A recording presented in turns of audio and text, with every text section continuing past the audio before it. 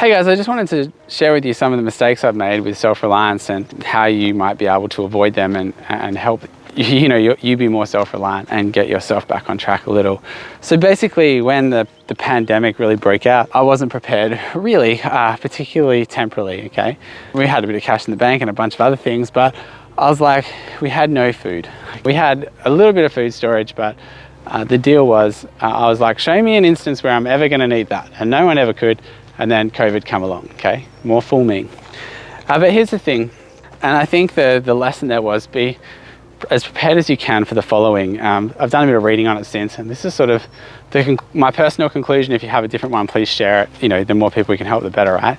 And that was, have a three-day plan, a 3-month plan, and a 3-year plan. If you have a look at any of the stuff around this, a 3-day plan, in case there's a quick emergency, most things can get sorted out in 3 days, like big emergencies. Slower emergencies like supplies, cutting out, trucks not coming, things running out on the food shelf, all of those things. They can be a 3-month problem, and then a 3-year problem would be things like calamity, war, all sorts of drama like that. You might think, oh my goodness, having a 3-year plan, that's just totally overwhelming. But here's the thing, guys, start with the 3-day plan. Everything is learned line upon line, right? So what is a 3-day plan you can put together? Some of the things we have in our 3-day kit, which is probably different to I don't know if it is different, but something that we do is we put all of our personal documents on a thumb drive, things like birth certificates, all the different qualifications that we have. If the house did burn down, or if something did happen and we had to go, let's say the servers were wiped, there was no cloud server access anymore, we could still have proof of identity and everything wherever we went. I mean, that's just one thing you can add to your 3-day pack, right? And I'm in no way a survivalist or a prepper or anything like that. Just trying to put a few things together.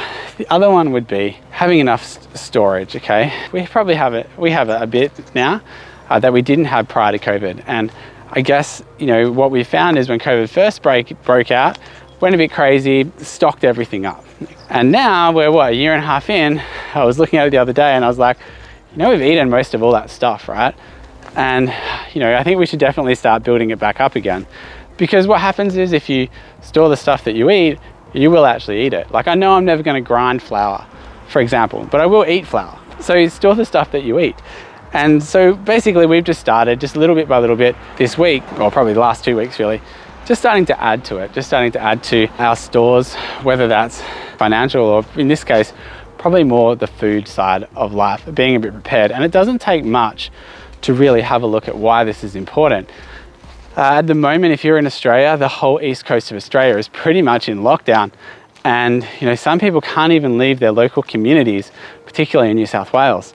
Now, if that was the case and there was no food or there was a shortage of supplies in your local community, you're gonna be a bit stuck. And I'm not just talking about toilet paper, okay? Think things like, first aid, prescription, or not prescriptions, drugs and medicines of, that sort of thing. Think if we had to not go to the shops for a couple of months because they ordered us not to, what would we do?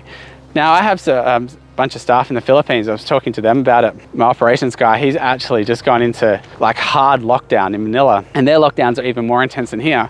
They're not allowed, in their family, only one person is allowed out of their house. And they're only allowed out of their house, they have to carry a card with them.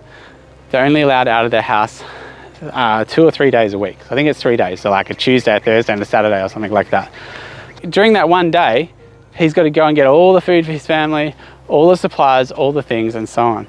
Now, another lady who works for me in the Philippines, she's in this same lockdown, okay? And her daughter finished school last year and hasn't left the house since. So seriously, think about that. Now, I'm not saying that's gonna happen here. I'm just sharing with you things that are happening that I know of outside the world, okay? What do we need to be self-reliant to handle that situation? And it may not take as much as you think.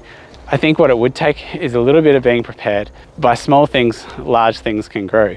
When the pandemic first broke out, I said to my wife, probably went a bit nuts. I was like, let's go get a whole bunch of stuff. And I said, look, I'd much rather be wrong by that amount of money than be hungry, okay? Or even worse, my children be hungry. So guys, it doesn't take much. Your rice is cheap, flour is cheap, oats are cheap, eat porridge if you have to.